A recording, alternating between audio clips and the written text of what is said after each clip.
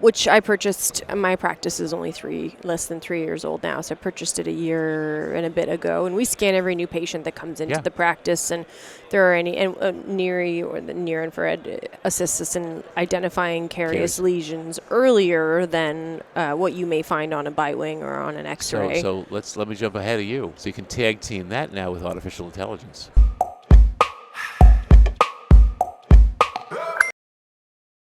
Are you tired of feeling like a contortionist after a long day working in clinical practice? This message is brought to you by our sponsors at Designs for Vision, who are offering you a 45-day free trial of any of their loops. But I strongly encourage you to try their ergonomic loops called Infinity View.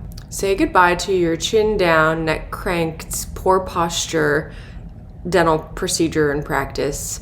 All you have to do is go to their website, submit a form in order to get your rep to reach out to you, get measured, and get your loops. And then you get 45 days to figure out if you like them or if there's anything that you want to change. You can just send them back, but I don't think you will.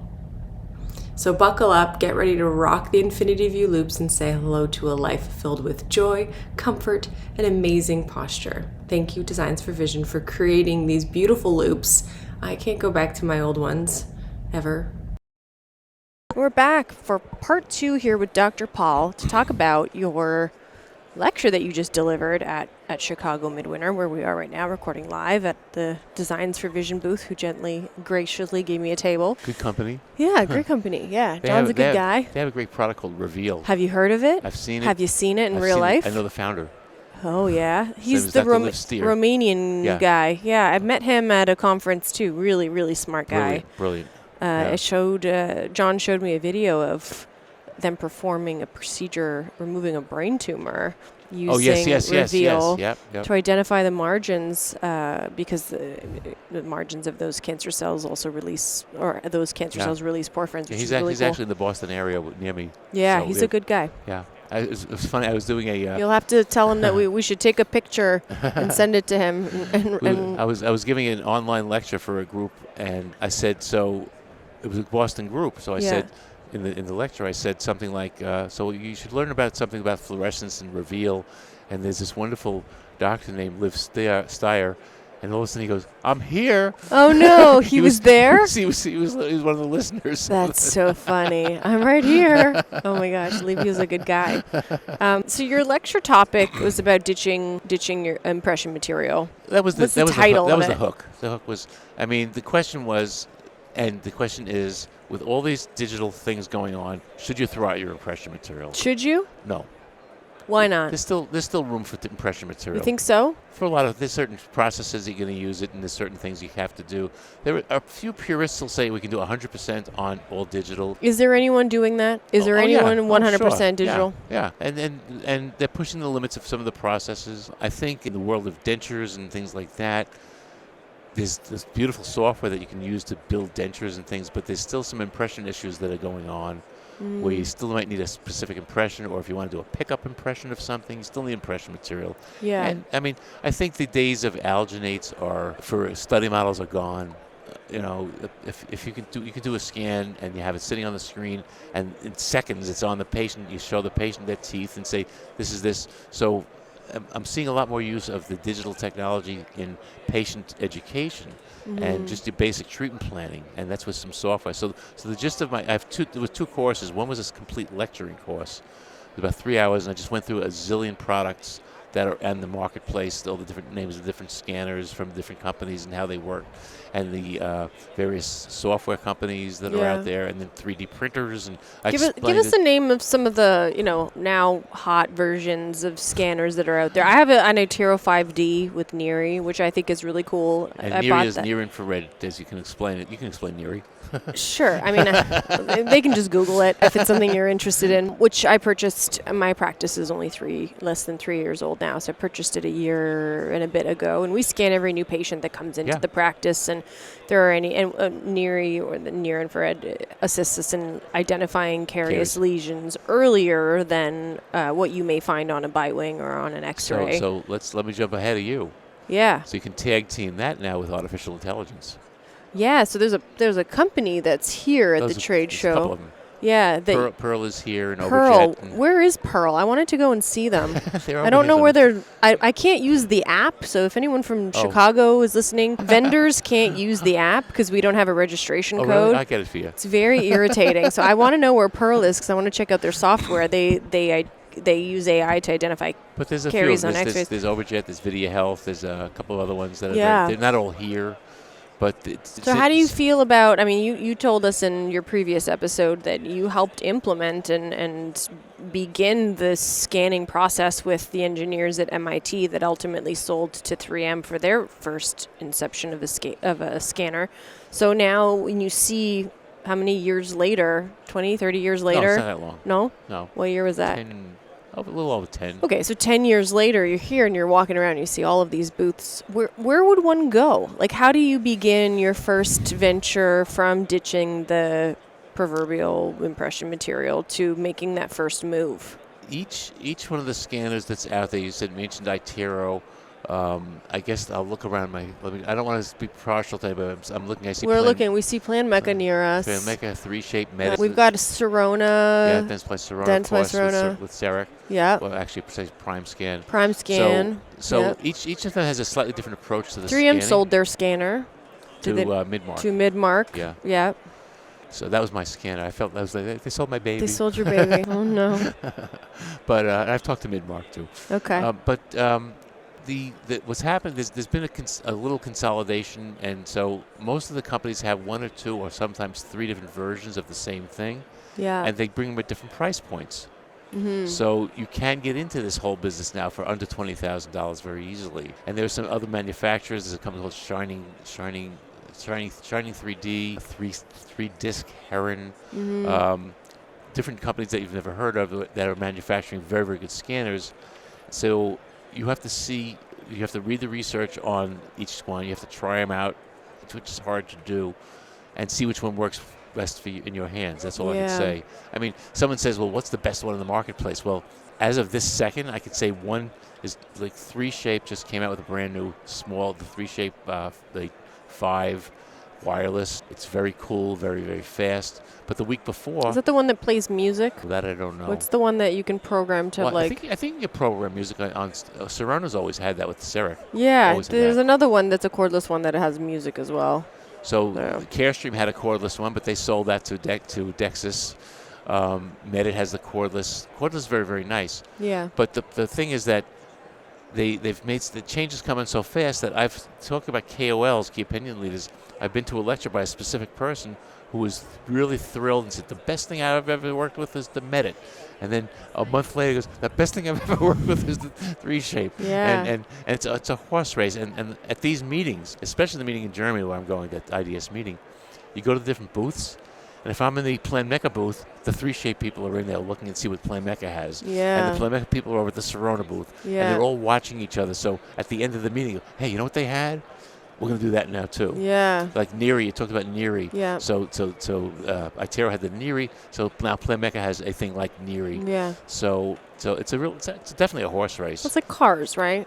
Yeah. You know, BMW is doing something, Mercedes wants a little piece of it. And But right now, anything that I've seen on this floor works. Yeah.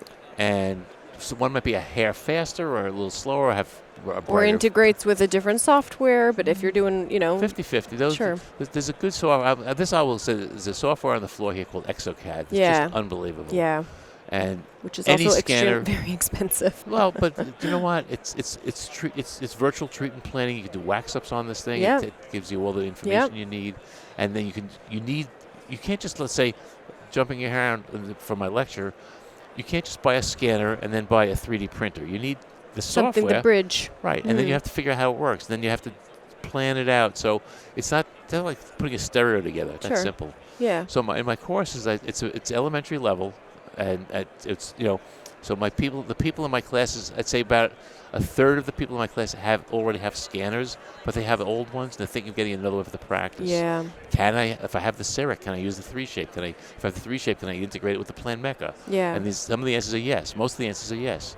Yeah. And they can all talk to each other, and you want to get a mill. So, Plan Mecca has the mill, Sirona has the mill, but can you just buy like a mill? Right. A company called Roland, they have a mill, or VHF has a mill. So you just buy a mill and then plug the scanner into it? No, you Right. have to do something to make it Sure. happen. Yeah, it's like the audio equipment we have on the table here. Yeah. They're all clipping in and out of one another, and sometimes it's an easy transition. And I think so that my next move is to buy a scanner that has a more direct integration with a mill, because I realize that my iTero, although great for scanning and great for ortho, which we do tons of, Sure. and sending STL files for night guards or printing, it isn't as intuitive in planning single tooth restorations. Well, some of the I'll be a homer here for Exocad because I like them so much. They have a thing called Exocad chairside. It's Yeah. as easy to use as anything. Yeah. So you have your scanner. And it integrates directly Yep. with your whichever mill you choose. Prime They'll- mill, prime they'll- scan. It's kind of like Intel inside. So some of the mills are actually sold with Exocad in it. 3Shape also. Three Shape. They're very good too. They have great software that does smile design and crown design and all Yeah. that. But Exocad right now is grabbing hard. Let's Yeah. just say that, and they have a very good team. And so So if you could make that decision, that first purchase, would it be that? Would it be start small? Because to purchase like a prime mill, prime scan together, you're looking at $200K, if not. I mean, for a Canadian like me, it's $200,000. Would it just be better, like, keep my existing and then pay the 10 grand for Exocad? I've been working with Sirona since day one. They've been almost 40 years, and Sirona as a company has an interesting philosophy. If you go to buy something from Sirona, you're not going to buy a scanner. You're not going to buy their prime print. You're going to buy Sirona. Right. They're selling you a system. The word is turnkey. Yeah. If you buy into the Sirona Corporation system, you say, "Gee, I'm paying a premium," but you know what? They drop it off in your office and you push a button and it starts working right away. Yeah. There's nothing to do. Yeah. And so they're selling you the whole idea. And a lot of the other companies, you have to develop that and put it all together. Jim Glidewell has taken some pieces together. He put his own mill together. He has his own software. And Glidewell themselves has something called Glidewell I/O and in office. And they just say, "What do you want?" And we'll put the pieces together for you, and you buy it from Glidewell. So it's the Glidewell mill, the Glidewell software, and you could have the iTero involved with that too. So there are different ways to do this whole process. So if someone wanted to get an expert to help them on this, because obviously when you go to a distributor, the distributor's going to want to distribute what they have on site, but it seems like there's a lot of different elements of, you can get this and this and this and put the pieces of the puzzle together, but perhaps is there a one-stop shop where someone can go? You remember the days where you can build your own computers? I mean, you still can. But I remember building my own computer with my dad, and you would go to Canadian computers, and Canadian computers would have a bunch of different things, and you would figure out what you wanted the external to look like, and motherboard might be one brand, and your audio card and video card would be different. That was my life. Yeah, and so I would do that. I would flip things in and out, and then you know what? The average dentist doesn't want to do that. But that's the thing. They want to buy the box. So, but if you buy, could you go to someone that could be that builder of it for you and teach you how to do it? Well, there are plenty of classes. There's a dentist, Wally Renee, who has a new institute that's really very cool. So you can take classes either online or live with his courses. I would say that distributors, the Pattersons, Shines, Benkos, probably could help assemble the process. But that assembly is only as good as the knowledge of the salesperson that you're working with. They all have techs though. Inside each company. My daughter-in-law actually worked for Patterson for a while. She was actually a CEREC trainer. But what they would do is if someone bought the CEREC, you bought my daughter-in-law too. So she'd come in. Her name was Talita. Hi, Talita. Hi, Talia. Hello. She has since left dentistry. Oh, okay. But she would, so an office would buy the CEREC. And part of the CEREC system was Talita. Yeah. She came with it. Yeah. And, implemented it in the office. So, she's a very good trainer. Awesome. So that sounds like a really interesting lecture. Do you deliver this lecture often? Yeah. Yeah. Yeah. Okay. Different formats. Next time is officially at the Star of the North meeting in Minnesota. Hey, I'll see you there. And then right after that, the Connecticut State Dental Association. Awesome. Okay, so if you're interested in listening to this, is there an online forum at all where they can watch a webinar or any, do you do any of that stuff, pre-recorded stuff anywhere? I try, or not really? I try not to, and I don't like to be recorded. Uh-oh, and he's sitting here getting recorded. But the reason is that in front of an audience, I might say something about a certain product. Oh, I know. It's my opinion. Sure. And I don't want that published. And you're on a roll, too, right? The slide goes up. But, okay, I see that. Cool. I can tell a story. Years and years ago, when we were working with X-ray film, Kodak had come out with a brand new film that you could use a lot less radiation with. And I was teaching, it was New Orleans, I always remember it was New Orleans.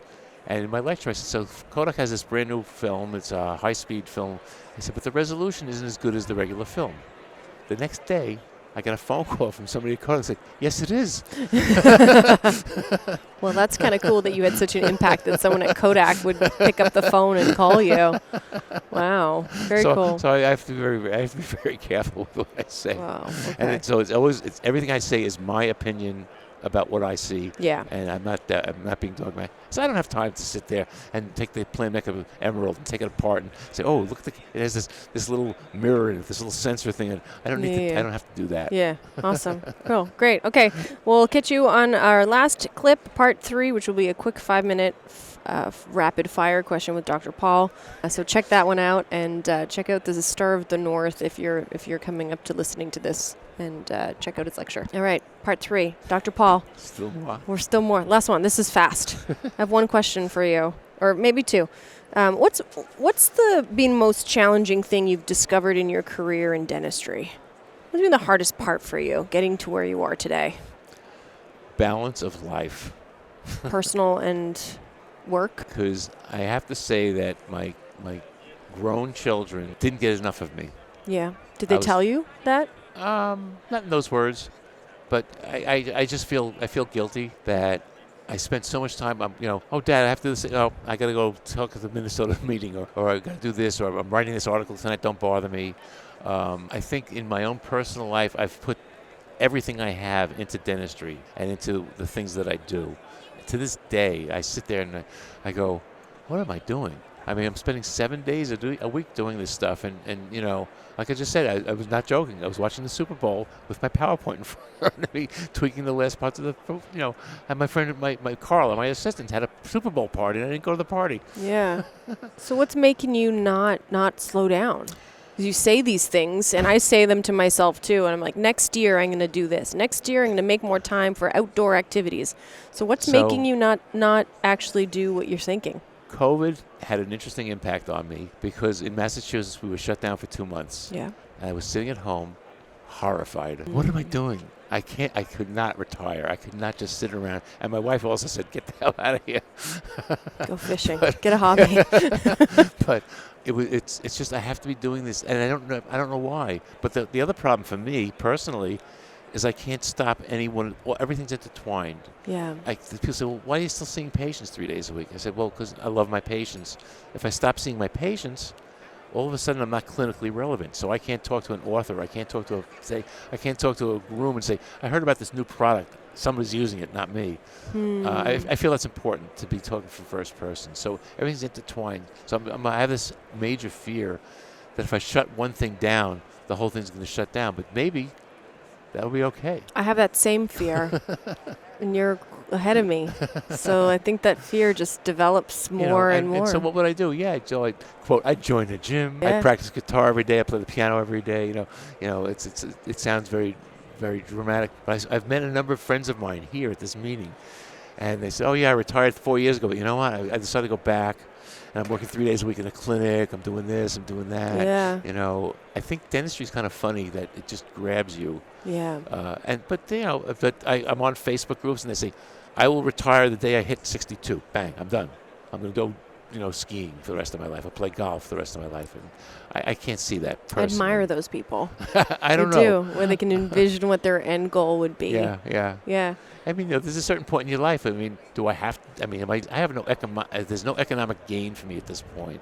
I've done what I had to do. I'm set for the few years I have left. How do you quantify success? What does success mean to you? But let's go back to my beginnings. My beginnings were being a rock star. I wanted to be a big rock star. Yeah. So I've done that. I feel like I've done it. I've come into dentistry, and I've become this rock star. I walk up and down these aisles. It took me 10 minutes to get to see you because 5 people wanted to stop and have a picture taken with me. Yeah. So it's a certain satisfaction. It's kind of obnoxious, and I don't say, "Oh, get away from me," Yeah.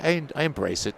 Yeah. So someday you should interview my wife, and she'll say, "He's so full of crap." I know who he really is. I'll go home and she'll say, "Don't pull that stuff on me. I'm not one of your clients. I'm not one of your." All right. Last question. What's one lesson you had to learn the hard way? You can think about it. I can Hard edit out way. any audio. What one lesson did you, in your whole life, it doesn't even have to be dental, but what's one lesson you had to learn the hard way? Bad truths. I think I just said it. I think the lesson I had to learn was I can't go backwards, but I should have spent a lot more time with my family. Yeah. I mean, we're all fine, but I should have spent more time and have stronger relationships with my family. And I find there's something lacking there. I mean, there was no animosity or anything like that, but I guess that's probably it at that point. But I knew I was doing it. I'm just guilty.